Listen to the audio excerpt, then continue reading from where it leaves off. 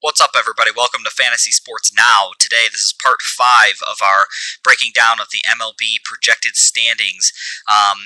We already went over the NL East. We went over the American League. If you want to check those out, I'm sure there'll be some links or whatever. If you like what you're seeing, hit me up with a sub, and let's get you some more content. I'm doing this just for fun. I'm not here to waste your time, so let's get right into the content. All right, here we go. I'm going to jump out to the site I've been using for projections. This is the algorithm that they use. Everybody looks forward to. I've been over this, but if you're new to this one, this is what they use to try to project this year's standings. Everybody looks forward to this thing, and they like to kind of look through and make bets on it and all this fun stuff. So we've covered all of these, and we are now in the NL Central, which if you're a fan with a team in the NL Central,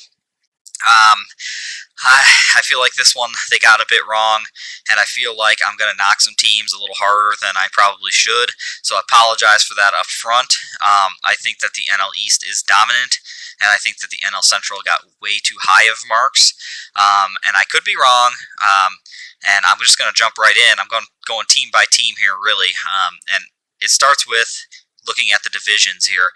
So they think that there's basically an over 50% chance that Milwaukee wins the division, 30 for Chicago Cubs, only 8 for St. Louis, and nearly 8 for Cincinnati. So they think St. Louis and Cincinnati are about the same. And then Pittsburgh, they're saying no chance, which probably makes sense given all the moves Pittsburgh has made. So 53% for Milwaukee, I struggle with. 88 wins, nearly 89 wins. I really do struggle with, and you know what? I'm going to jump into the team here while we talk about it. Milwaukee last year struggled, and let's see. Here's their standings from last year. Milwaukee was basically a 500 team. Cubs had a good season. Cardinals were right there with us, was a 500 team. All these teams were right around 500, where the Pirates, of course, were coming in last. Pirates, I feel you. I'm Detroit. I feel you right now. It's tough, but it's just got to bear with it, and hopefully Pittsburgh can turn it around at some point in our lifetime. I say that about some of our Detroit teams. I'm a Lions fan after all, so I feel you, Pirates. But let's get into the Brewers, who they're projecting makes a massive leap in standings, and I don't agree. I hate to say it, I just don't agree with it. I think the reason that they're going off of that is because of this guy right here. Corbin Burnes was an absolute monster last year. He started the season kind of bullpen, kind of spot starting, and then all of a sudden they're like, okay, you know what? Let's give you some starts for real. And he just exploded, and he's striking guys out left and right, and he was really, really good. Fangraphs here has 140 innings. I kind of agree. I don't think he's going to get a ton of innings this year. But if he's for real, which I think that he is to an extent, I really see him having a huge year. But I usually go with the offensive lineups first. They signed Colton Wong, which to me was really confusing because you have Hira here, and I don't know, they're going to move him to first base. And normally, okay, if I was a team and if I could somehow have a first baseman playing second base and then get the offensive production of 2 first basemen, that would be way more ideal than having a second baseman play my first baseman spot. And because if you play first, you need to hit. That's the rule. And I think Hira will hit, but it's just such an odd combination. I don't quite understand it. I think Christian Yelich is going to bounce back. I think, again, people are taking him a little bit too early in the fantasy world because I just have so many concerns after what I saw. I do think he bounces back, but if I'm looking at this hitting lineup through and through, I also make sure there's no major injuries that I'm completely missing. If I look at this lineup through and through, this does not look like an 89 to 90 win team. The other team that was like that is, Minnesota. We're talking about Houston. We're talking about not even any of these teams are projected to get 90 or 89 wins. So I just don't see where the improvements were in order to make a massive jump like that. Again, Corbin Burnes for a full year might help in that regard, but I don't see it. Now, this could also be why they're really liking Milwaukee, is because Devin Williams was outstanding. and Josh Hader is outstanding as well. So if they can get to the late game with a lead, then likely they'll win that game. So that could be where they're getting these high praises from. But even with the starting pitching, like Brett Anderson, and it's just like these guys aren't showstoppers. They're not like this great, starting pitching lineup. So I don't see a great hitting lineup. I don't see a great starting pitching lineup outside of the top two. I see a really good bullpen, top heavy bullpen, with these three. But after that, like what is there that's justifying this massive spike in wins? If I was a betting man, which maybe I am, I would be betting the under on Milwaukee, big time. So next they have Chicago, who had a good year last year, and then they apparently have decided this year that they are no longer interested in winning. That's frustrating. I talked about this with Cleveland. It's frustrating. You have a good team. Look at this. Let's go right back up there. Let's look at this. You're winning nearly 60% of your games. You make the playoffs. Yeah, you get bounced earlier than you'd like. If you really believe that you can't win, then I get it. But, you have a good core of guys, and now you're talking about trading them off, and you get rid of you, Darvish, and it's just like, what are we doing? Like, why aren't we trying to win? I don't understand. And as a Chicago fan, I would be very frustrated by this, just the same way that I would be if I was Cleveland. This is a baseball town. And why aren't we trying to win baseball games? It's very, very frustrating. So, back to the actual team, I love the offense. I think the offense is good in every way, shape, and form. Jock Peterson, I think, will hit from both sides this year, which might be a double-edged sword because you're going to get good production out of the one side, but he's proven they can't really hit the other. So maybe it's a platoon. I would platoon him still. They have him at 30 home runs, and that might just be plate appearances. So they have him not platooning. So it's going to be interesting what he can actually produce here. But overall, the hitting lineup through and through, I actually really like. It's when we get down to the pitching is where it just falls completely off the wagon for me. And who would have really helped this is, you Darvish. Because, Zach Davies actually did have a really good season and, is probably likely their number two. But, after that, you're getting to Jake Arrieta, who hasn't had a really good season in a while, and there's no reason to believe that he's going to have a dominant season again. And even going into the bullpen is not very good. I think that probably the Chicago fans can attest that this bullpen was a letdown, and they lost a lot of late games that they probably shouldn't have. And not much has improved. I don't know if Kimbrel can bounce back anymore. The days of him dominating are pretty much over. So I think that they have Chicago a little bit too high even. Maybe the offense can carry them above the 500 mark, and this is only 3 games above 500, so maybe it can carry them because I do like the offense.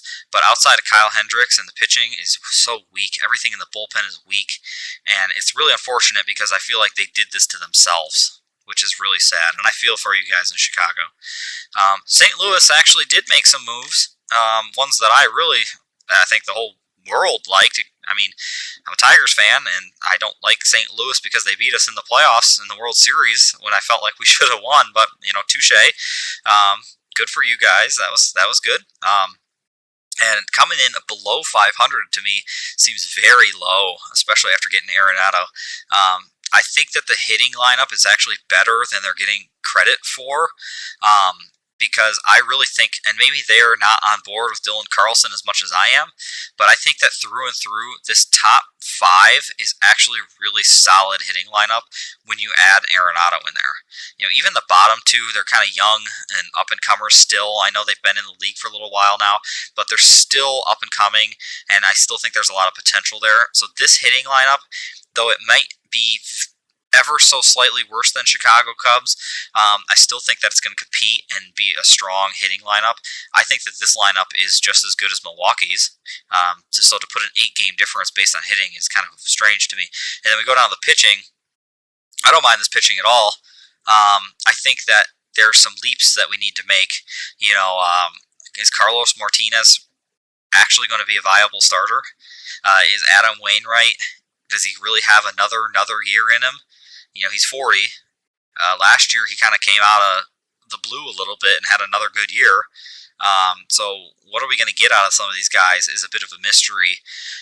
which a mystery is not really what you want with your starting pitching, but I do really like their bullpen. I off the top, I don't really remember how they performed last year, but Alex Reyes is finally healthy. You got what do we got here? Andrew Miller and Jordan Hicks is back.